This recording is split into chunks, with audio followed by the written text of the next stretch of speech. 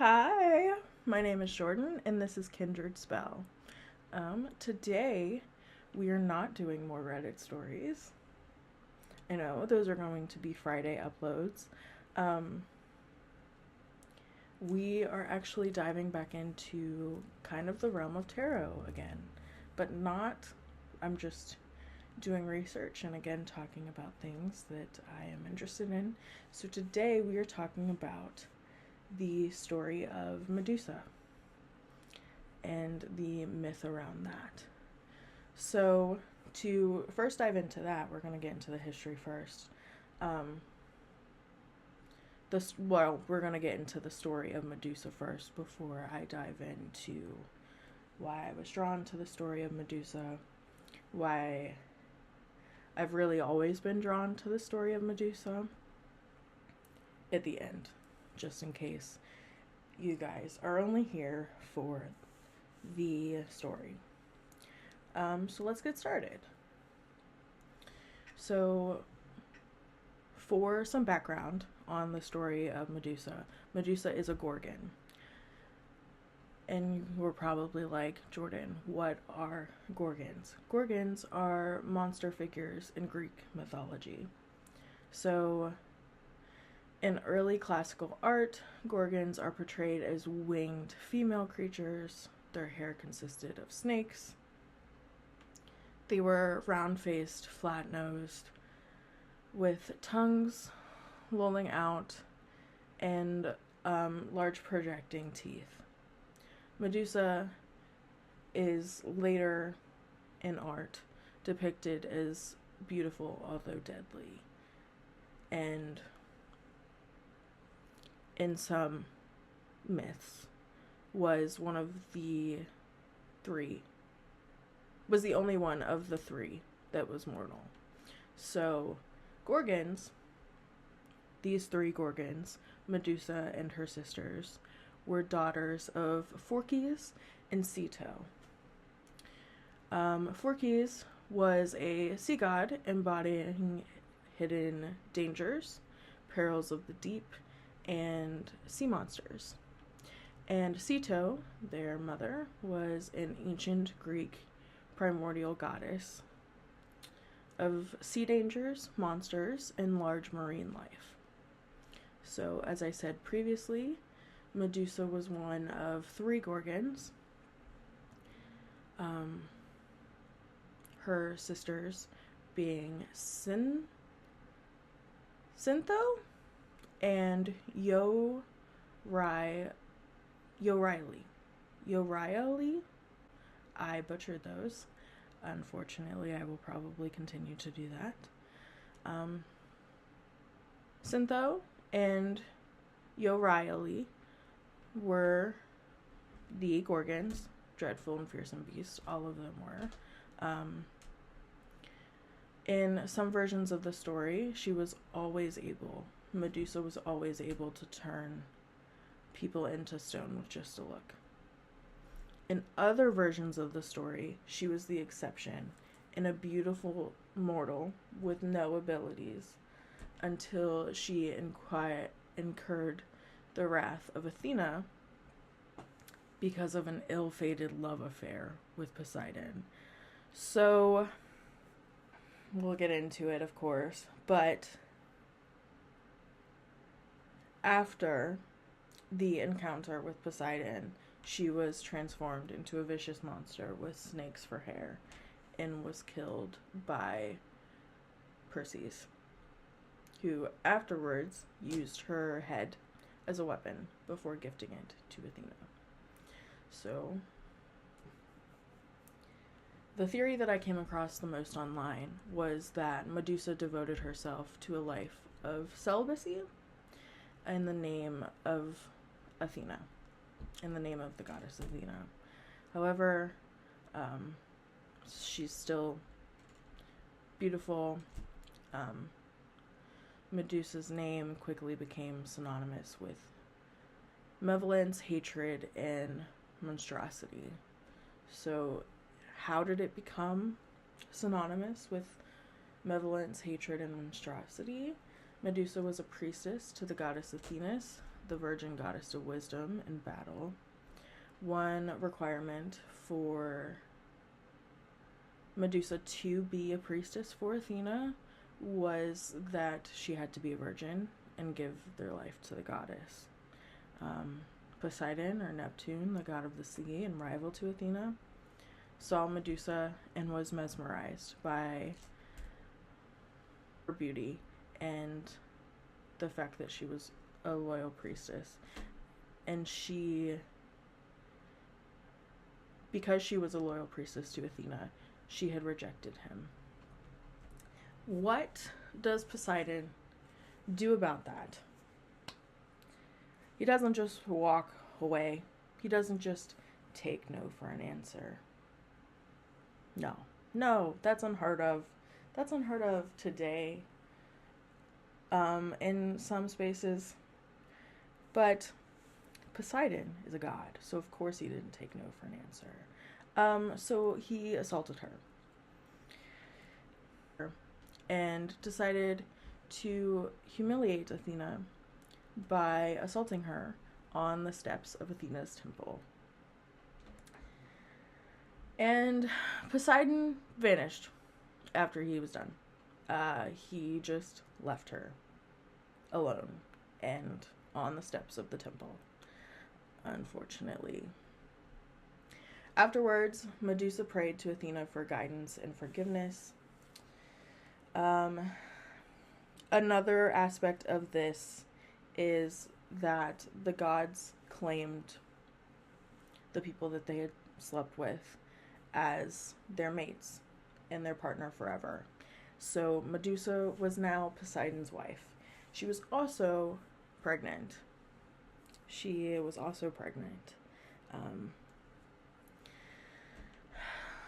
So because of that, Athena looked down in anger and cursed Medusa for betraying her. Medusa was sent to a faraway island and was cursed so that no man would want her. She was given cracked skin, madness, and her snake hair and stone eyes. From other angles, some argue that Athena blessed Medusa with the power to protect herself from the brutality of men.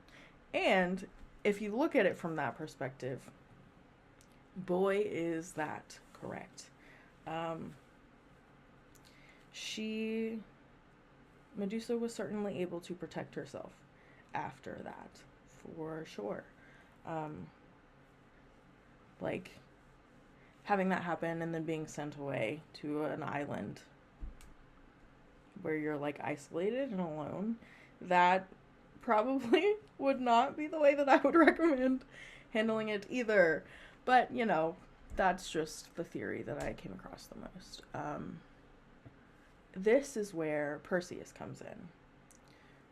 Perseus was one of the original Greek heroes. He was fathered by Zeus, and an oracle foretold that Perseus would kill his grandfather. To prevent this from happening, his grandfather locked Perseus and his mother in a chest and tossed it at sea. If Perseus died, his grandfather reasoned he could blame the god of the sea for killing Zeus's son instead of taking the blame himself. Not recommended. Not recommended. You know, Perseus's grandfather still, in my head at the very least, would have killed his grandson. I'm assuming in most people's heads he would have killed his grandson. Perseus and his mother, from my understanding and from what I was able to find, did not die in the sea. Perseus' quest to kill Perseus eventually decided to kill Medusa. He was on a quest to kill Medusa, assigned to him as part of a larger narrative of heroism and divine intervention, tasked with bringing back her head to save his mother from a forced marriage, Perseus's journey to Medusa's lair was encouraged by gifts from the gods, winged sandals from Hermes, a reflective shield from Athena, a sword from Hephaestus, and Hades' invisibility powers. Now, the reflective shield from Athena is one of the leading causes of how he was able to end up killing her.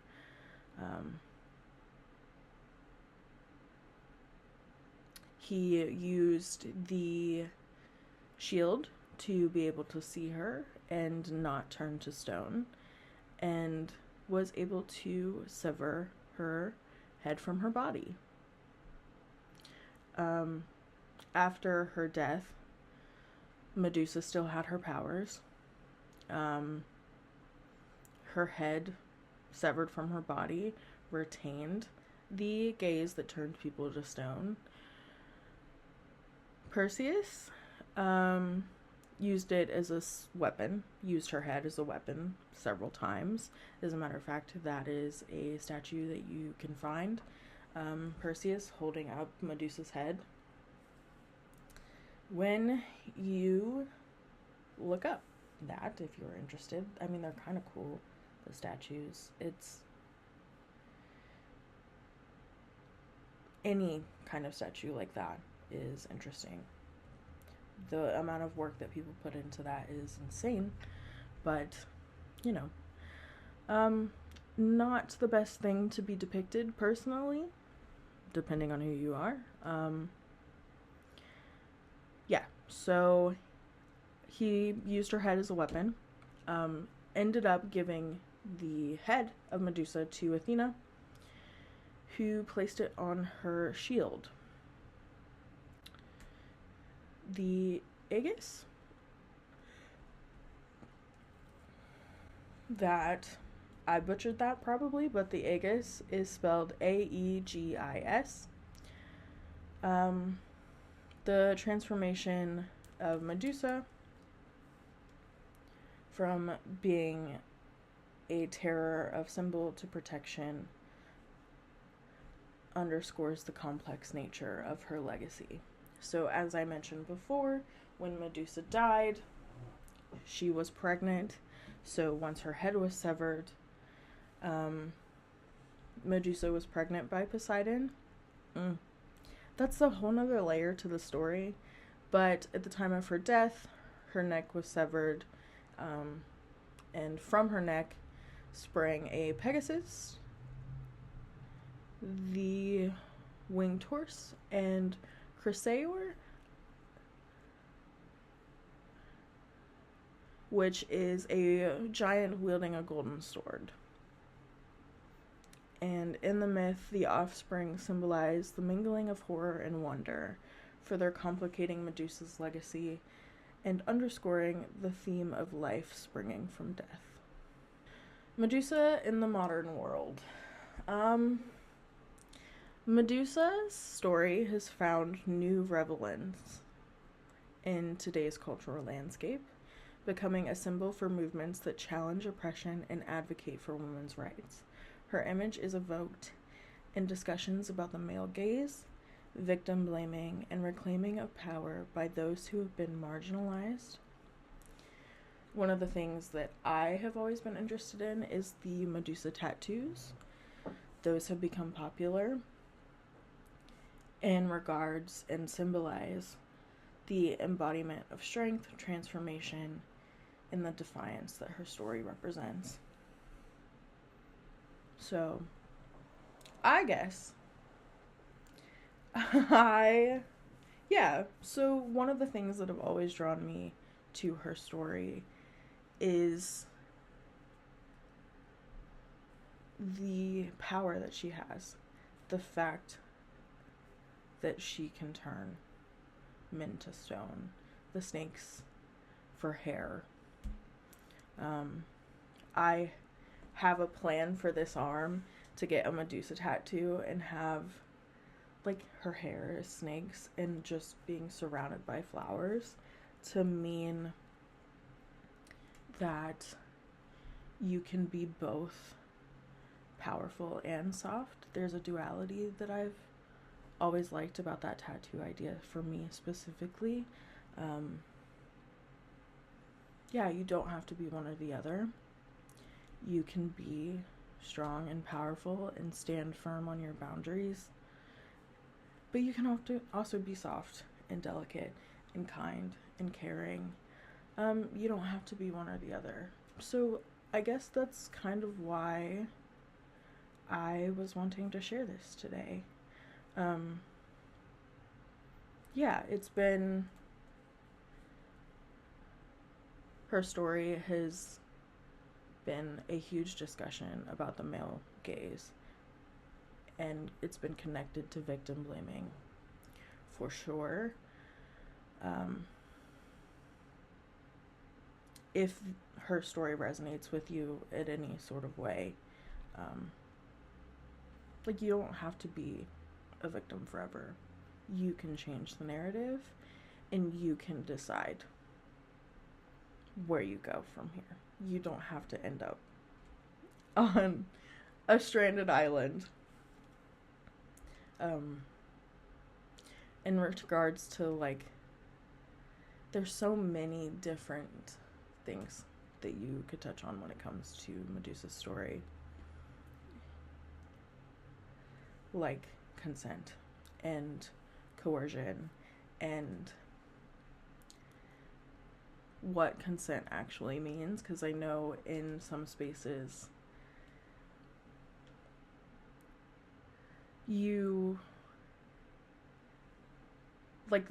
one of the things that have always really bugged me, in some spaces they refer to assault and rape specifically as like unconsensual sex. There's no such thing as unconsensual sex. It's like it's just assault. In regards to coercion, like, a no is a no, and I don't know is a no, and maybe next time is a no, a hey, maybe we can do this instead is a no. Anything that isn't a yes is a no. I want to make that very clear.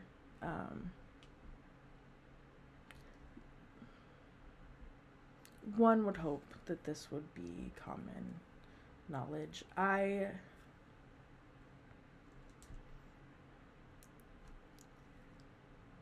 don't know if it really is, though, unfortunately.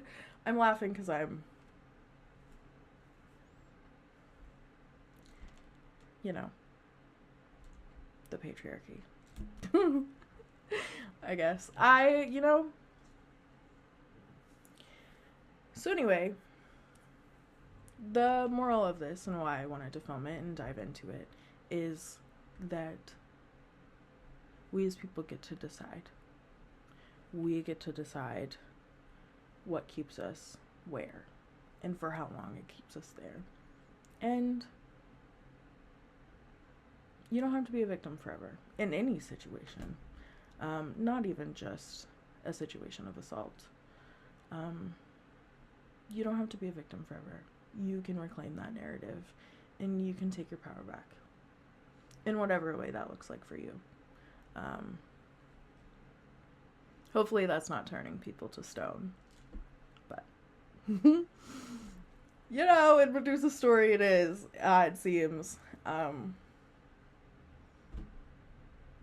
Yeah, so thank you for watching. If you liked this, like and subscribe. Bye.